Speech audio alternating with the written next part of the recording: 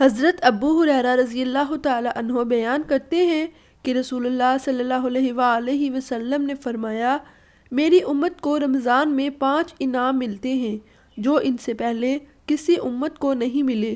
روزہ دار کے منہ کی بو اللہ تعالیٰ کو کستوری کی خوشبو سے بھی زیادہ پسند ہوتی ہے۔ افطاری تک مچھلیاں ان کے لیے بخشش کی دعا کرتی رہتی ہیں۔ ہر روز اللہ تعالیٰ ان کے لیے جنت کو مزین کرتا ہے اور فرماتا ہے کہ ممکن ہے میرے نیک بندوں سے تکلیف ہٹا دی جائے اور تجھے ٹھکانہ بنا لے۔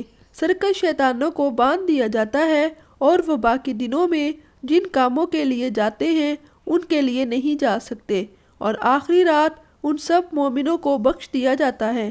عرض کیا گیا، یا رسول اللہ صلی اللہ علیہ وآلہ وسلم، کیا یہ لیلۃ القدر کی رات ہے؟ آپ صلی اللہ علیہ وآلہ وسلم نے فرمایا، نہیں، لیکن مزدور کو کام مکمل کر لینے کے بعد پوری اجرت دی جاتی ہے۔